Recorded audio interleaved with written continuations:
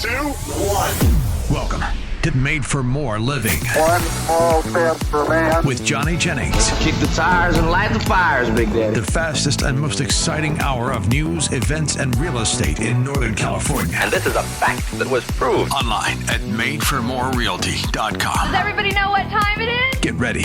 Here we go.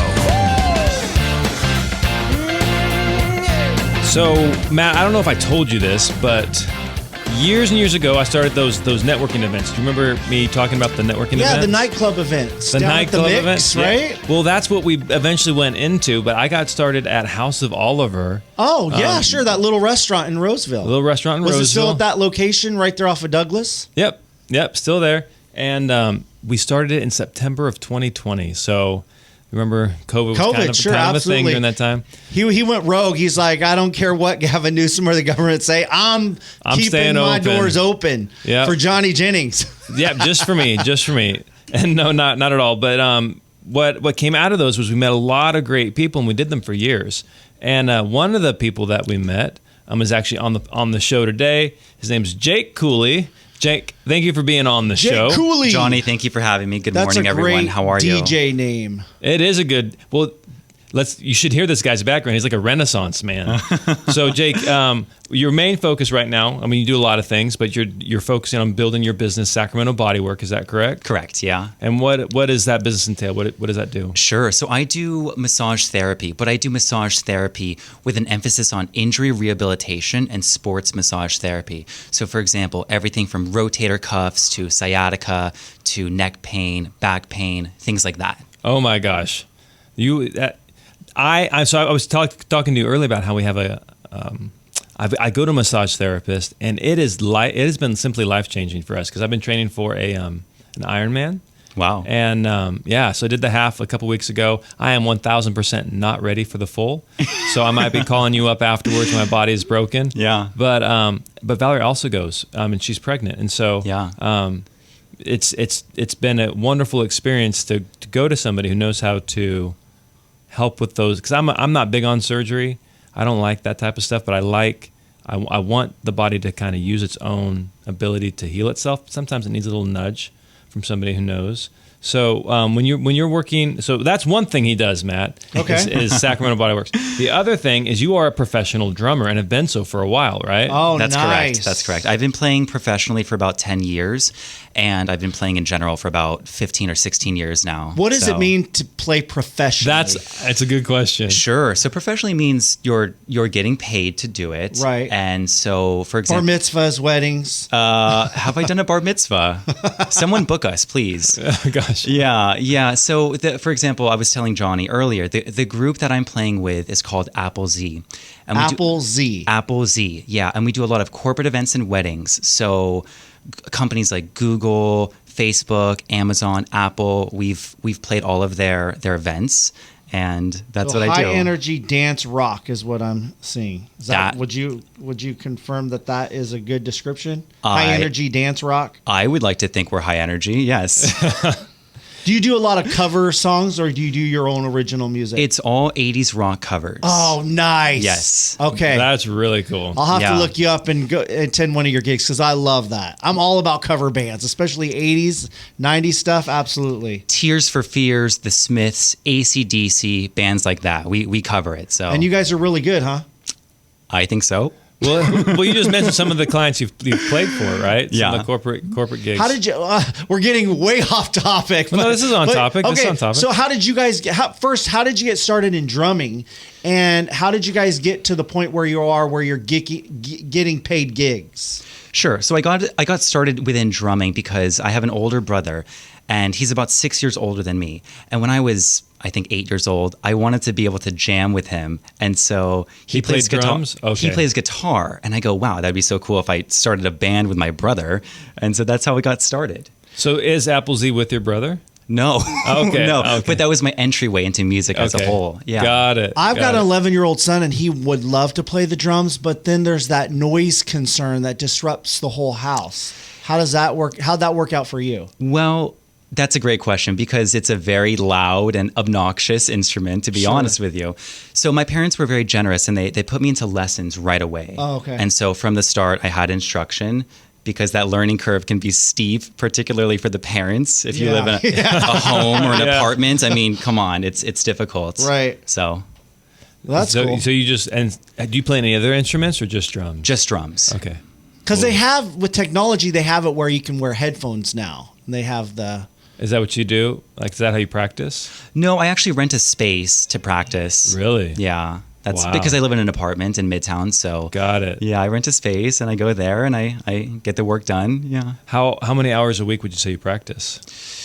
It's kind of cyclical depending on how often we're gigging. So right now the band is quite busy, and so Wow. I'm practicing less. So I don't know, somewhere in the range of like 10 to 15 hours, I suppose. A week? A week, yeah, Holy individually. moly, that's a part-time job. All right, so who are your top 3 favorite drummers of all time? Of all time, absolutely. So I like this drummer a lot. His name is Devin Taylor. He's the drummer for Usher and Justin Bieber. Oh, wow, okay. So he's very talented. Yeah. And yeah, that's That's your top one? That's That's Somebody easy. from the That's 80s, easy. 'cause He you play a knows. lot of 80s music, and there's some great drummers from 80s bands. absolutely. Yeah. Yeah. Are you thinking of Different Zorro? styles. Is that what you're thinking well, of? Zorro's a local guy that did he play for Journey? I don't know. He played with Lincoln Brewster, and he's a great drummer. Are you familiar with who Zorro is? Does he have the hat? Yeah. Yeah, he wears a hat a okay. lot. Yeah. He played for man, now I'm blanking on. He played for some famous people, Yeah, he's quite good. or yeah. with some famous people. Like he was like a drummer for hire type of a thing. Very cool. Yeah. All right, good. All right, so you got the massage therapy, professional drummer, and So you beat on drums with your drumsticks, and then you bring somebody in and you beat on their back with your hands. Is it similar practice?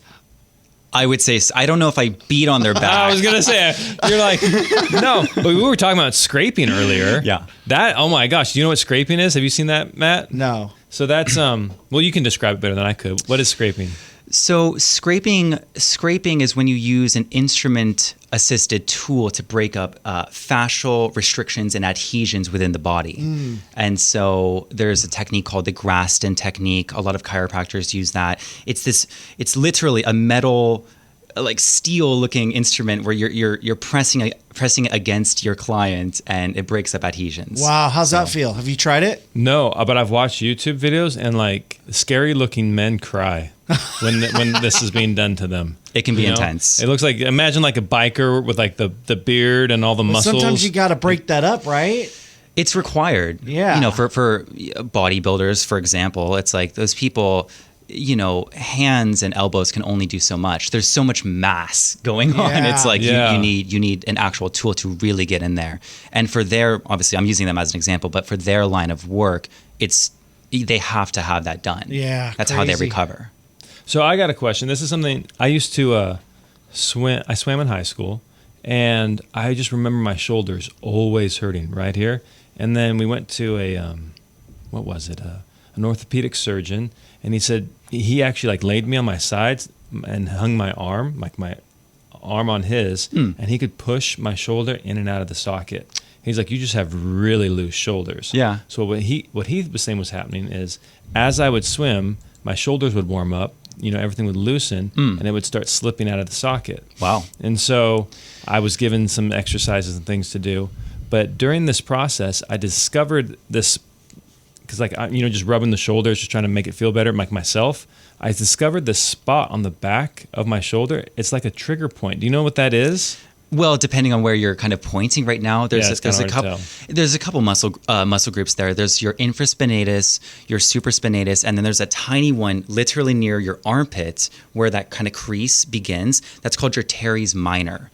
And so, as a former swimmer, that's probably very tight and overworked and used. And so, yeah. But yeah, so I'll like rub on that sucker, and I'll feel it in the front of my shoulder. So it releases in front, and I Yeah. feel like I have brand new shoulders after rubbing on it for a little bit. Good. Yeah. So, but do you do the stuff like that when you practice, like with trigger point therapy or anything like that? It's a lot of trigger point therapy. Yeah, it's a lot of finding the points of tension, sitting on them for a little bit, and releasing Sitting them. on them. Yeah. Oh, gosh. Not literally, but yes. I know what you mean. I know, but Yes. I'm thinking about sitting on them and the pain involved, but the release. I don't know. The results are, man, they're phenomenal. Definitely. Yeah. Phenomenal. So, and then the third thing you do, or are doing, is he's a commercial actor, Matt. Oh, yeah? Commercial actor, which I didn't know what that meant, but I guess film is one category, so like Sure. television, movies. Sure. But then commercial would be like Coca-Cola. Absolutely. Yeah. Yeah. How long have you been doing that for? So I got started within commercial acting when I was about maybe 9 years old. My parents also very generous in this category as well. They put me into private acting classes. And so that's how I got my start. From there, I got my first agent to represent me, predominantly in San Francisco, some in Los Angeles as well. And Different agent for different places? that is how that works. Yes. Really? Yes. And so from there, I was able to land my first couple of commercials. And here I am. Well, What that's age so did you cool. start doing that? 9 years old. Okay. Yeah. So, did you do that a lot? And how did that affect your childhood? Because some parents hear that and they think, oh my gosh, my kid is so cute and he's animated, or she's just so talented and can be an actress. And they think they want to do that. But they wonder, how's that experience for kids? Because you hear all those stories about kids that go into acting or modeling or whatever, and it ruins their life, and they have to go to therapy for the rest of their life. Yeah, no, I'm really messed up. No, yeah, no, it's all been downhill. No, it's I've only really had a positive experience, Okay. quite honestly. Yeah, it's a unique job to get into. It's like a lot of it is luck based, Yeah. right? There's a lot of luck involved, and I think everyone involved in this industry understands that. But it's really cool. It's like one day you're not booking anything. The next day I'm on set with like a celebrity, for example, like Steph Curry or people like that, other That's athletes. awesome. Yeah. And so it's a really unique line of work. Is it competitive? Like It's extremely competitive. even at nine, it's hyper competitive. Oh yeah. Okay. So just to give you some context, it's like if you have an audition and your audition is in San Francisco. So if I have an audition in San Francisco, I'm going to show up and there's, I don't know, 15 guys that look like me that are my height. Really? Yeah. And you can see in the sign-in sheet that there were 15 guys before me, and I can see who they are. I recognize some of their names. And yeah, that's how that is. Wow. So I guess that makes sense that they're that specific. Hey, I want somebody with this look, this height, this age. So then you show up and it's a bunch of people similar to you. Yeah. All just milling around, all competing for the same. Yeah, I'm like, opportunity. oh, it's 15 other half Asian, 6 foot guys. I'm like, what's up? How do they Twins? So do they select? It's probably different per job. But what does it feel like when, like, knowing that you're up against that? Like, as a 9-year-old, let's go back, and you're like, oh my Sure. gosh, I'm against all these other people, Sure. and then you win. Like, you get the job. What is that? What did that feel like as a little boy? Oh, I mean, the first booking was like a really incredible, I think it was a really incredible feeling. I think I was actually playing the drums, and my mom, because I didn't have email, right? So I'm 9, right? Yeah. I'm not on Yahoo. So my mom's like, you booked. Or she goes, you got to call back. You got to call back for this commercial. And I was like, yes, because I'm so happy. I had never gotten that before. How many times did you auditioned without being booked? Oh, geez. Up to that point. Maybe 15. Really? And this is like while I'm in school, right? So I'm being taken out of school early to go audition in the city. And your parents are driving you over there? Mom, yeah. Wow. Bless her. That's incredible. Yeah. So when we come back, I want to talk more about the resilience, because as a 9-year-old getting shut down 14 times, and still sticking with it, that's pretty incredible. So one of our coworkers here at the radio station, Steve Gasser, has finally retired after 45 years. An incredible man, hired me over 25 years ago. And so he is finally able to relax and rest and enjoy his twilight years, doing the things that he wants to do, his hobbies. And maybe you're thinking about that. Hey, I want to enjoy my retirement. Maybe I want to move out of state, sell my house, or just move somewhere else in California. Johnny Jennings can help you make that dream possible by getting you the most money for your home. He has all the tools, the resources, the staff with his entire team at Made for More Realty. So if you want to net the most money for your home and you want an easy, uncomplicated process where Johnny Jennings is going to help you every step of the way and you don't have to worry about all those costly home repairs that you think need to be done, Johnny Jennings is your man. All you got to do is Google Johnny Jennings with Made for More Realty and get more for your home. This is Made for More Living with Johnny Jennings. Online at madeformorerealty.com. So we're back on the air with Jake Cooley, owner of Sacramento Bodywork. Jake, we were talking about how you own the massage therapy business. We were talking about how you are a professional drummer. And then we were just most recently talking about how you are also a commercial actor and have been one since you were 9 years old. That's correct, yeah. And what blew me away was that I just found it so incredible that, because I have a almost 4-year-old, right, at this point. And I see him go to Taekwondo on a regular basis, and he fails, and he fails, and he fails, and he's not liking it. He's not having fun. But when you got started in commercial acting, you were getting pulled out of school. You were 9 years old. I'm just trying to picture like little Jake, trying to chase his dream, yes, right? And yes. you failed 14 times. What made you want to continue pursuing that career? Sure. Well, quite honestly, I mean, at 9 years old, I don't think I knew anything different. I'm just like, oh, this is what I do. You know, I get to get out of school. Okay. I get to go be a silly goose during the audition, right? And so I don't know. I think I just kept going because I'm like, well, my parents have me in acting classes. They set me up to kind of do well. And so I suppose that's why. Understood the journey, and it sounds like they made it fun too. Like they were very supportive and encouraging. Yeah, my parents have always been very supportive of me in that regard, and I'm so fortunate for that. Yeah. So you were doing acting classes and drumming classes?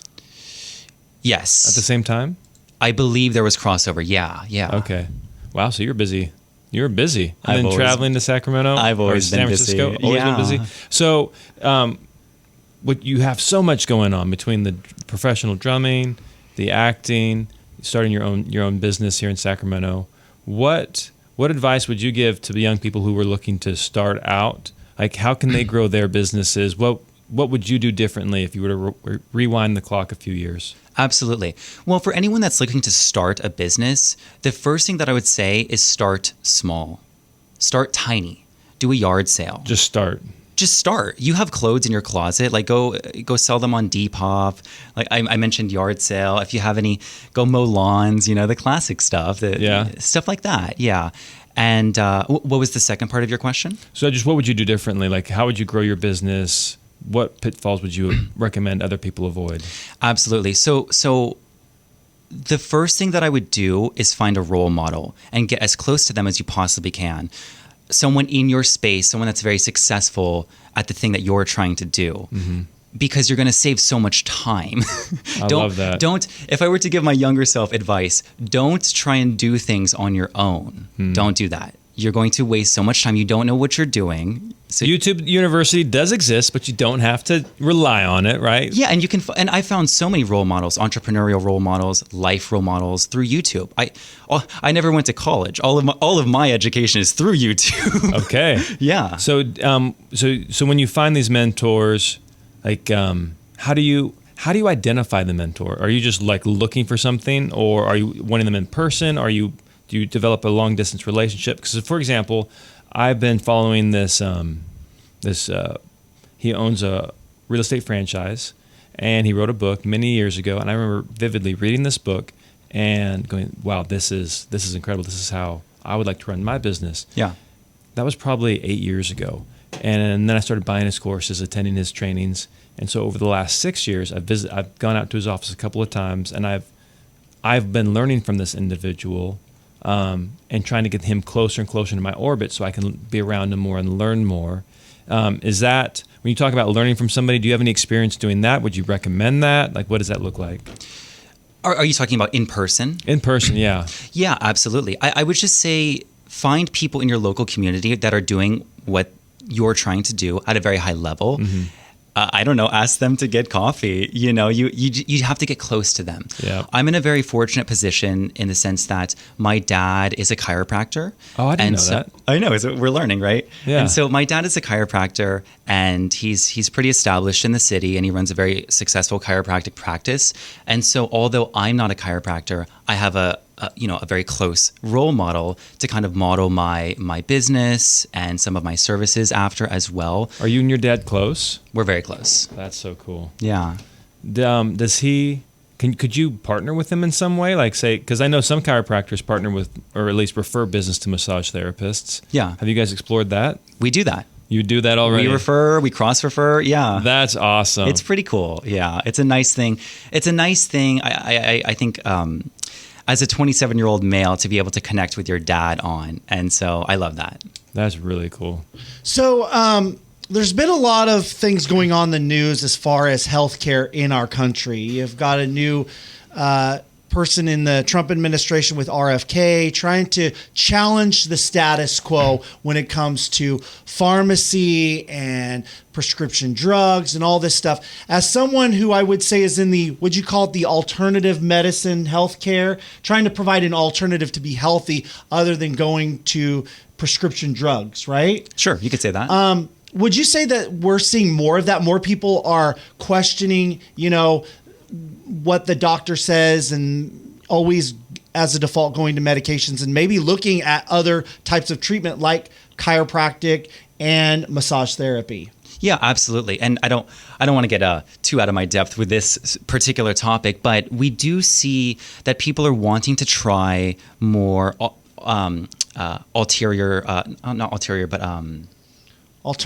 Alternative. Searching for the word, alternative sort of methods, as opposed to, you had mentioned surgery. Yeah. Another thing would be taking pills, right? Yeah. We understand the negative effects of those. So using chiropractic and massage therapy, just as an example, physical therapy being another one. Yeah, these things they're rising in popularity because we don't want the downsides of the effects of some of the things that I listed. Correct. Yeah. I mean, I'm super anti-surgery. I know it helps people. I know in certain instances it can't be avoided. But if I can avoid it, I'm going to do my best to. So, for example, I mentioned that earlier I was training for the Ironman. I have never been able to run consistently over 3 miles without getting shin splints. Yeah. And, today I just went for a run and I've been taking it easy. I should be doing, because I have the Ironman coming up, I should be doing more like 15 miles of run. But I just took it easy and I did 6, right? So the reason I bring it up is 6 is double what my capacity used to be. And it's an easy, like not even trying day. Yeah. And why I'm able to do that, I attribute it to going to the chiropractor regularly and massage therapy. Yeah. On my calves specifically. Yeah, absolutely. I mean, listen, we maintain our cars. We should maintain our bodies. Ooh, that's good. Right. So for those who don't go to massage therapists on a regular basis, or they don't go see a chiropractor, they depend and trust on their physician, and they're like, hey, something's wrong with my leg. I'm going to see the doctor. He's going to prescribe a medication, and that's going to bring me relief. What does massage therapy do to the body that helps it heal itself, as opposed to going and taking some prescription? Well, that's a really great question. And I think it's dependent on the client and what they're presenting with, if that makes sense. So, right. So, for example, I could answer and say, well, Johnny's in real estate. A lot of people in real estate are very stressed, particularly right now. Oh, gosh, yes. Right? Yep. Maybe you can speak on that. And so it's a great way to reduce stress. You can also break up a lot of myofascial restrictions that you have going on in your body. So Johnny earlier had mentioned something that he has been dealing with his left shoulder. He's a former swimmer. So he probably has some rotator cuff stuff going on, maybe some stuff in the pec minor as well. So he could probably benefit from some tissue work and some stretching that he can do at home and things like that. So so it's just addressing, from my experience, it's addressing the issue without medicating the issue. So right, because medicating the issue just relieves the symptoms for the most part. Yeah. And when you allow the body to heal itself, you find more permanent or at least long-term relief. Yeah. And like I know it's not necessarily massage therapy, but sometimes people give me a hard time because I go to the chiropractor every single week. My chiropractor loves it. He's getting paid every single week. But people are like, well, why the heck, if it was working, why do you have to keep going back? And to your point, like maintaining a car or maintaining a house, like the house has to be painted regularly. It needs a new roof every so often. you brush your teeth this morning, right? Like, or last night, however often you do it. You brush your teeth regularly. Why don't you, if brushing your teeth didn't, to use the same logic for brushing your teeth, if you brush your teeth once, you're done for your lifetime, or you're done for the rest of the year. Like, it's an ongoing maintenance. Yeah. And so what is it, if somebody comes to you and they're like, I know it's a tough question to answer, Jake, but because there's so many different possibilities, but if somebody comes to you, what is the typical recovery timeline, frequency? What does that look like? In terms of like a treatment plan, so to speak? Treatment plan, exactly. Absolutely. So a conservative sort of treatment plan would be someone comes between 3 and 5 weeks. Okay. That's a very conservative treatment plan. It doesn't break the bank. You maintain your body 12 times a year. It's good. Okay. And then if somebody is like training for an event and they're trying to, make sure that they, like, for example, my Ironman, or I know you work with athletes as well. I do. What type of maintenance plan would you recommend for somebody who's a little bit more active? Sure. Depending on how heavy their schedule is, right? It could be as often as between 1 to 3 weeks. Okay. For example, I'm treating a swimmer at St. Francis right now, and she's in the mix of training and competing at a very high level. She's being scouted to go to colleges at, I believe they're all D1 colleges as well. So her and her mom are very involved, and so I'm happy to be a part of it. And so I treat her between every 1 to 2 weeks. And so how long do the treatments typically last? Her sessions are 60 minutes, but I also offer 90s. Oh my gosh. I have a lot of respect for you guys putting in 90 minutes, because I'm like, I rub my wife's shoulders for like 5 minutes, and I'm like, oh, I'm done, Val. I'm done. I'm like thinking about you. 90 minutes. Wow. Okay, so what's the best way for them to reach out to you, Jake? Absolutely. So you can reach me on Instagram at Jake Cooley. If you're interested in scheduling a bodywork session, you can reach me at Sacramento Bodywork. And yeah. Awesome. And if you guys have any questions, like who is that person that you had on the show, Sacramento Bodywork, you can always just go to madeformorerealty.com and we will get you connected with Jake. He's the only massage therapy person we've had on the show, so it's be easy to lock him down. Can I say something really quick? Yeah, let's do it. Okay. I just wanted to thank Johnny for introducing me or being a part of introducing me to networking events.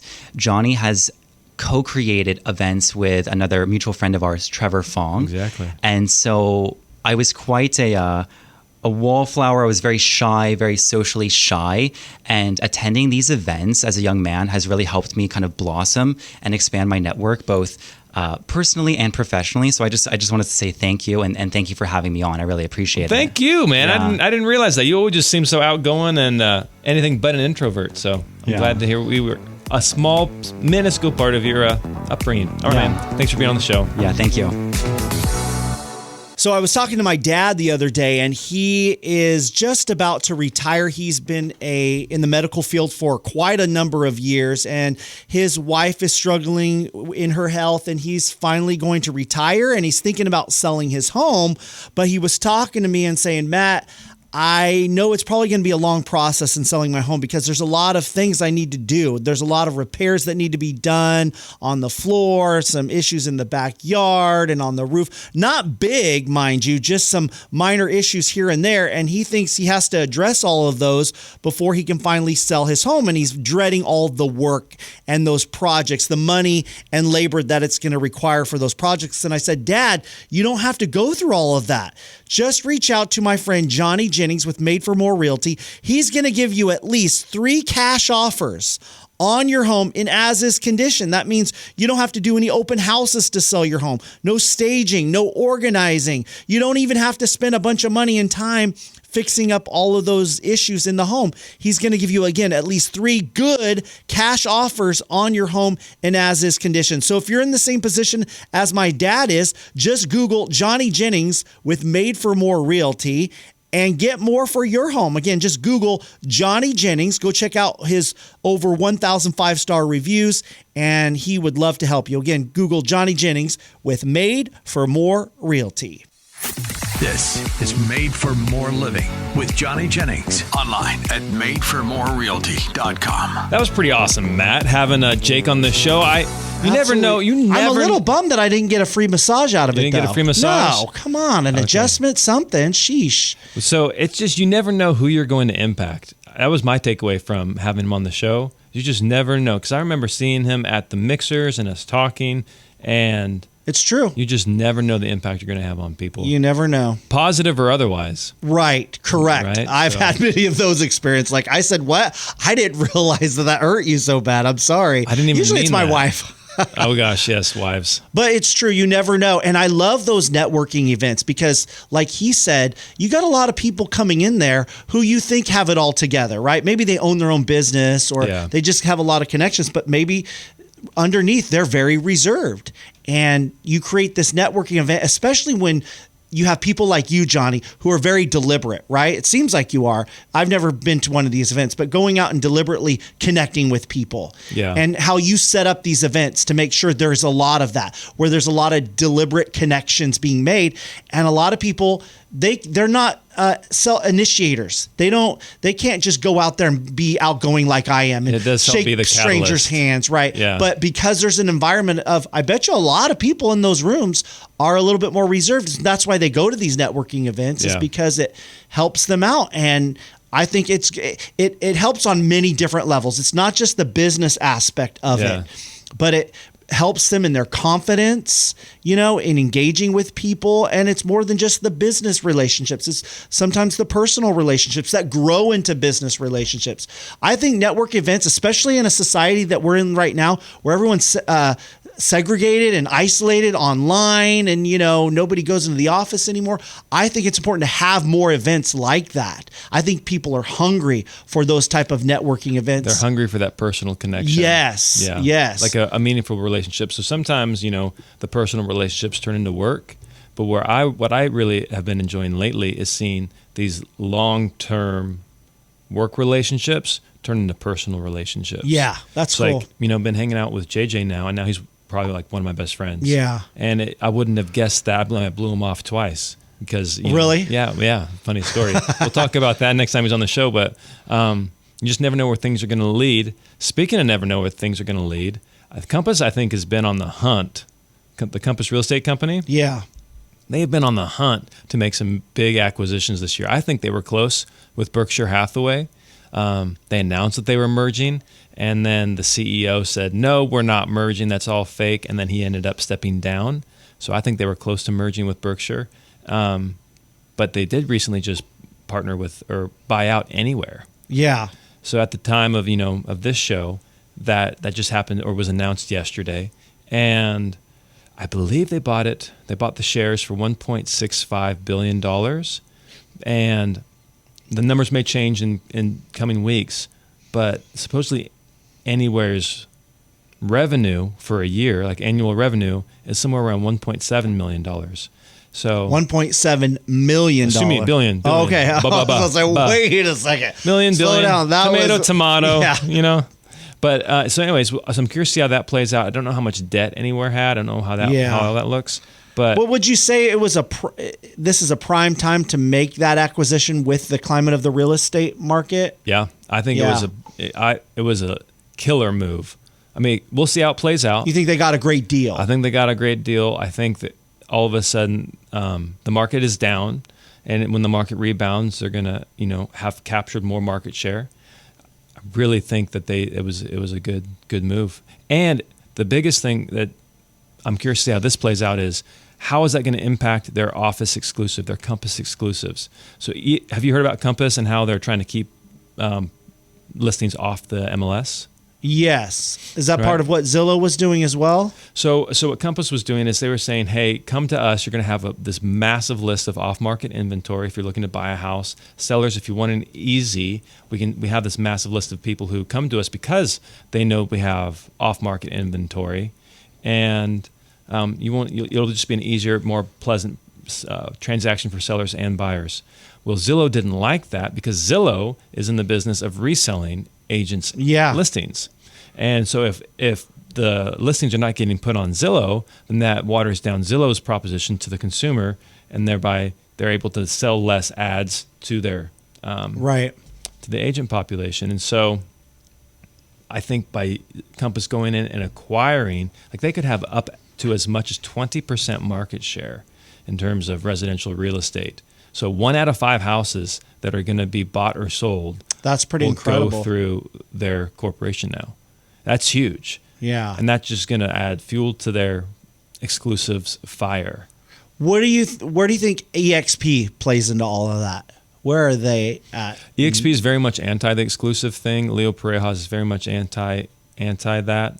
He believes that, from my understanding, that everything should go on the MLS. It should be available for everybody all the time. There shouldn't be any like exclusives, off-market inventory, pocket listings, whatever term you want to call it. That he's into a more open market. Yeah. And how much share of the market do you think EXP holds right now? Because it seems like wherever I drive around Roseville, especially Placer County, but Sacramento as well, you just see a lot of EXP signs out there. Yeah, I have to pull the numbers, but because also how we're set up, how the brokerage is set up is different than your traditional brick and mortar. So pulling the numbers is sometimes a little bit more tricky. But I heard somebody recently say it's almost 1 in 2. Almost 50% of the transactions here locally. Oh, locally are done through an EXP agent. And why so much locally as compared to the rest of the country? Brent Grove. Is that what it's all about? It's just Brent Grove was one of the guys at the ground floor, and he is here, and he's from right here in Roseville. I think this market here, like in the Sacramento region, is very accepting of a model like EXP. Oh, and so when EXP came along, it was the first of its kind, and it like this is like I call it EXP Mecca. It is just like an epicenter, a very, very high dense population of EXP agents, and so that's why we sell more houses than your typical real estate company. And there's other companies out there trying to copycat it, and that's when hey, this, because what happens is, as early as when I was paying attention to EXP, like 2018, people were making fun of it. They were saying it won't last. Right. And now all of a sudden, industries are starting to companies are trying to pivot or start a variation of the EXP model. So it went from being it's not sustainable, it's not a good model, to hey, we're gonna switch to that or copycat it. But I'm very curious to see what happens with Compass. I'm really they're a competitor. I'm not necessarily a fan of Compass, but I have to hand it to them. They were in dire straits a few years ago. I wasn't sure if they were going to be around, and then they have turned that company around, and now it is just cranking out profit, cranking out revenue, and now they bought, one. Right. I think it's the largest, anywhere's the largest compilation of brands in the country. So Anywhere is what it's called, but think of it's Sotheby's, it's Better Homes and Gardens, Century 21, Coldwell Banker, like legendary brands are now a part of the Compass ecosystem. So does that create a monopoly?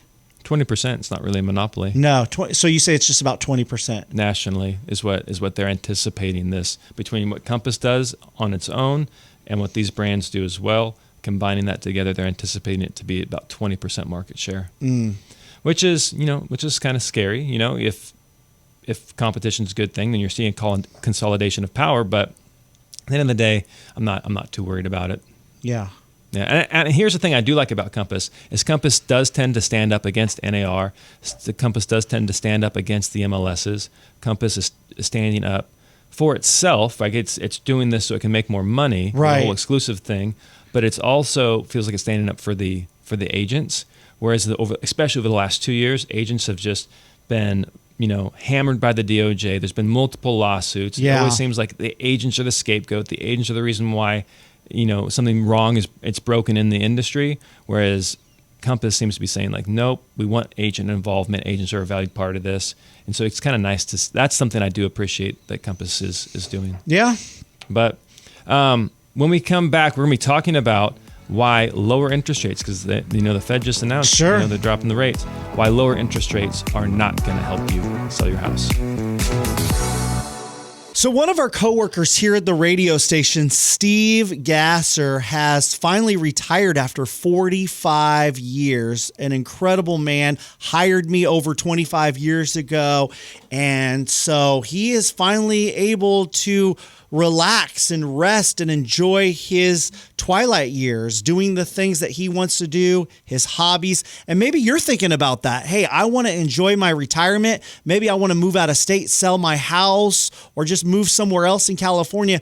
Johnny Jennings can help you make that dream possible by getting you the most money for your home. He has all the tools, the resources, the staff with his entire team at Made for More Realty. So if you want to net the most money for your home and you want an easy, uncomplicated process where Johnny Jennings is going to help you every step of the way, and you don't have to worry about all those costly home repairs that you think need to be done, Johnny Jennings is your man. All you got to do is Google Johnny Jennings with Made for More Realty and get more for your home.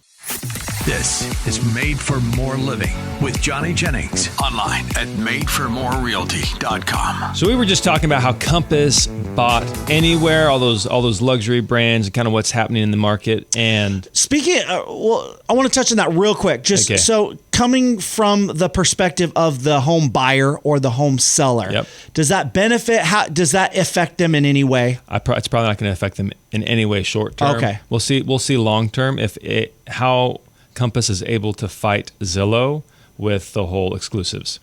So that might impact the consumer, because what's going to and I don't think this is a good thing, by the way, but what's either going to happen is Zillow is going to cave and the MLSs are going to cave, and we're going to be able to market our listings off market, like not be required to put it in the MLS, which makes it harder for the home buyer to find the properties they want. So now it's harder for the buyer, but now the agent's value has gone up because you're going to need a good agent with good connections, with that off-market list, right, to help you find the house you want. So it'll boost the agent's value, but it'll probably be worse for the consumer. And worse for the consumer in that they don't have as much accessibility to homes that are on the market or off the market, however you want to see it. On the market. They won't know what's available. They can't just go to one source of truth, call it Zillow, and be able to see everything that's currently listed on the market or everything that's coming soon on the market. Interesting. Yeah. If I was Zillow, I would lean into the coming soons and just let people market my properties coming soon. Zillow used to do that. MetroList, our local MLS here locally, said that was no longer allowed. But you know what? That's my problem with MetroList and NAR is they're trying to control it. They're trying to control it for their benefit, and I don't necessarily think they care about what the agent, their client wants, or what the agent's client, the buyer and seller, really want. So this merger's not gonna really impact them. Right. But all right. Well, we had been anticipating this. This has been talked about for a long time, that coming up in September, the Fed was going to lower rates, and that's exactly what they did. So is that going to help the real estate market now? Are we going to see more folks jumping in now? Is that going to affect interest rates as far as, mortgages, and how's that all playing out from your perspective? Yep. So as far as the interest rate drop, people are like, oh my gosh, interest rates dropped. Like the federal fund rate dropped, right? The Federal Reserve dropped their rate, but interest rates have actually gone up. So before the federal fund rate was dropped, interest rates were hovering like the 6.15, somewhere around there. As of this recording, it's hovering somewhere around 6.37. So it's gone up. Why? It's just natural when they first make these announcements. It has to do with like the bond market and all that. But essentially, this was expected. We were telling our clients, hey, lock in now, make a move now, because even if they do drop the rates, and if you're in the buying cycle in the next 30 days, you won't get a better rate than what you have right now. So we were warning them about that. But as far as people, I have conversations almost daily with sellers saying, hey, I'm just going to wait till interest rates drop, then my house will be worth more. And I had this. Sometimes, I don't know where you do your best thinking, but I do my best thinking in the shower. Sometimes I almost have like a notepad in the shower where I can just write some stuff down. I don't know what it is, but I was in the shower doing my thinking, and it dawned on me that when home prices inflated to how crazy high to where they are now, what were interest rates at? You remember? When home prices were inflated. When home prices took off, where were interest rates? Were they in the 4s? 3s, sometimes in 2s. Wow. Right? And so if that's where the interest rate needed to be in order for people to afford home prices up here. Right. Okay, well, great. Now you're at a 6.2. Yeah. Home prices have to come down. So let me put it this a different way.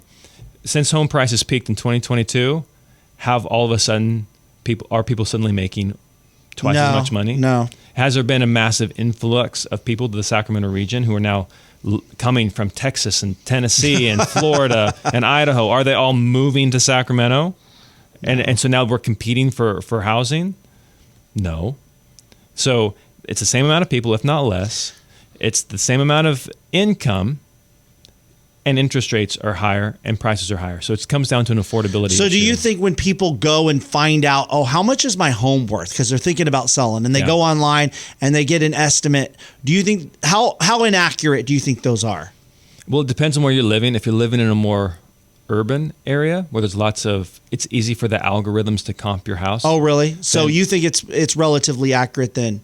So how I can kind of, if you're like wanting like back the napkin math, go to Zillow, write down what they think your house is worth. Go to Realtor.com, write down what they think your house is worth. Go to Homes.com, write down what they think your house is worth. Go to Redfin, write down what they think your house is worth. The tighter those numbers are, the closer those numbers are, the more accurate that probably is to being correct. Okay. As long as there's not any surprises with your home. Like, have you put in a pool? Do you have paid for solar? Do you have a dog and the dog has destroyed the house? Right. And so those are the variables. Zillow can't smell the cat pee, as Ryan Lundquist likes to say. Oh man, yeah. So what I'm saying is, if you're hanging your hat and waiting for interest rates to come down, hey, my house is gonna be worth more in the spring. My house is gonna be worth more. Now that rates have come down. Oh, the Fed says they're gonna do additional cuts before the end of the year. Why is the Fed doing cuts? The Fed is cutting the rate because the economy is struggling. Okay. That does not mean your house value is going to go up. They are dropping rates because the economy is struggling, because unemployment is up, because bad things are happening. That does not mean your house is suddenly going to be worth more. That one-off, that COVID thing where they slam the rates down to help inject money into the economy, that's why interest rates, that's why the prices took off. But that is not a 0.25% rate. Like, it's not.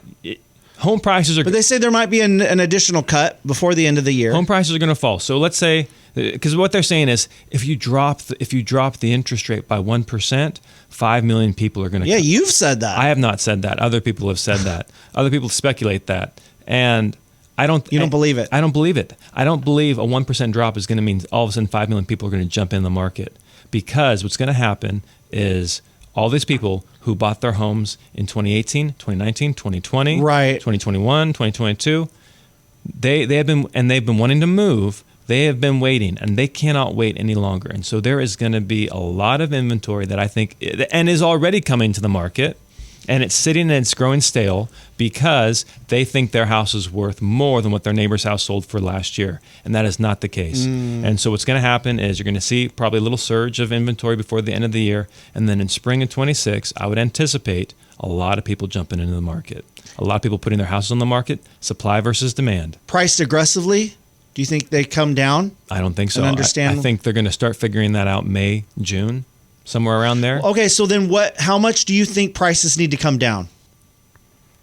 So I know it's not the same, but I was recently visiting a real estate expert in Austin, Texas.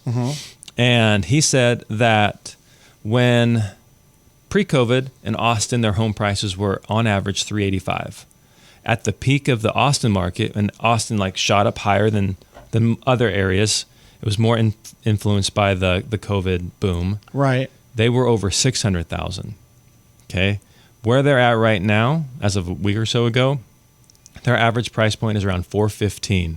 And he expects it to drop still down to $375. Wow. So what I anticipate happening is we had a similar issue.